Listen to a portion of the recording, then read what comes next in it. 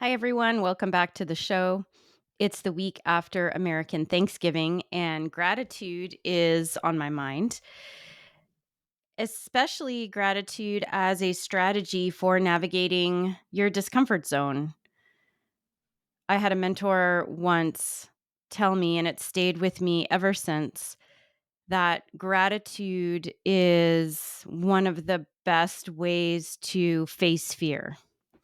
So to call up gratitude and in your mind when you're nervous or scared. The way she put it is that you can't hold gratitude and fear in your mind at the same time. I don't know if there's science behind that. I found it to be anecdotally true, and I've used it ever since on the river. And anytime that I feel fearful or really down, I conjure up mm, thoughts of gratitude. I look around on the river whenever I put on the first few moments of floating down. I usually put my hand in the water and just express gratitude for staying upright and breathing, for the people I'm with, for the water itself, for flowing, for the beauty of the river, for the all of the experience and mentors that I've had. You can express gratitude for whatever it is that you're grateful for, whatever comes to mind. And I feel like that really sets my mind straight and clear to face my nerves and it boosts me up, it motivates me, and it gives me something positive to focus on, which is really helpful for me. And last weekend I was went out west to have a girls' weekend with some women who I, three women who I competed with on the Canadian freestyle team 25 years ago. So we've known each other for a very long time. And I feel like, are very vulnerable and just honest with each other. And we were talking about some difficult times in our lives and the strategies that we used at the time. And I was reminded, I hadn't thought of this moment in a while. I was in Costa Rica running one of my whitewater kayaking trips, which is that was this was several years ago, although I still run them today. And I was feeling really depressed, and like really depressed, like something big had happened, had shaken up my whole world. Well, actually, Andrew and I talked about it on our podcast episode, is when we were trying to start a family and nothing was working, and we were really coming to terms of moving forward without having kids. And um I was just feeling really down about, my body not being able to do what most other women's bodies can do, and a whole host of things, because I thought life would look different. And also my episode with Somerville more recently about Hurricane Helene, she talked about this. I can't remember what she called it exactly, but there's a grief, grieving that life is going to look different than what you thought it would. And I I've always, not always, but one of the reasons I do this podcast, I do the work that I do, is because I feel like I need it. It's been a journey for myself to face my discomfort zone, and always finding ways to do it more courageously, confidently, bravely. And I remember thinking to myself, okay, this is really hard. I'm here with a group of folks as the leader. And what can I do to, motivate myself to find what's positive? And gratitude definitely came up. And what I would do is I'd wake up early, which I do anyway, to do my morning routine.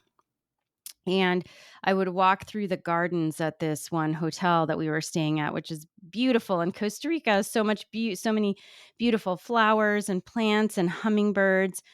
And so I would walk through really early in the morning, and I would touch the flowers. I would really look at the colors and take in the beauty, and remind myself that there is beauty in the world, and that there is beauty in my life. And there's still there are still things to be grateful for, even in the darkest times that I was experiencing. And so I wanted to offer this on the podcast this week, since it was top of mind for me, that you can start a gratitude practice if you're feeling, down, or you're feeling unmotivated, or you're going through a hard time, or you have a view that of the world right now that is really challenging. You can still find beauty in the world and things to be grateful for. Just this morning, I went out early to my local coffee shop, and the sun was rising, and it was behind the clouds, and it was amazing and beautiful, and the colors were vibrant. And I took a moment to be with that. And that's the key, is nature is such a powerful healer, because we are nature. I say this to my coaching clients all the time.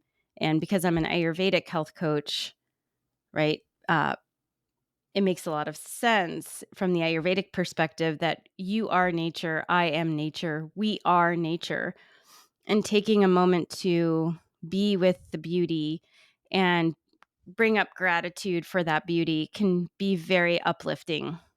And I also recommend a gratitude practice. I like to start my day first thing when I wake up, lying in bed, just taking a moment to express gratitude for a new day, for my health, for, this new opportunities today. And at the end of the day, I like to also go through what I'm grateful for from the day. So these practices are simple. They do require presence, getting present with yourself, present with nature, present with the beauty around you. And they can be very, very effective. So I wish you a lot of gratitude this week, and I hope you'll take on a gratitude practice. Just try it on this week and see what happens, especially if you're feeling down or scared or nervous. Take a moment to take a deep breath, look around you, find something beautiful to look at or to touch, or in your own mind, bring to mind something that you're grateful for, and see how it transforms the feeling in your mind and in your body. So I hope that helps this week. And thanks for listening to the pod. Thanks for sharing and reviewing it. And I'll be back next week with more interview episode. Let me do that one more time, Brian, just that sign off. Thanks for listening to the podcast. I have a lot of, let me do it one more time. Thanks for listening to the podcast. I have a lot of gratitude for you, all of you listeners. Last time. Thanks for listening to the podcast. I have a lot of gratitude for you, for you listening, and I hope that you get something out of these interviews that center around the discomfort zone. I hope they help you out in your life. Thank you for sharing the podcast and giving it a review and subscribing. Again, really appreciate you, and I'll see you next week.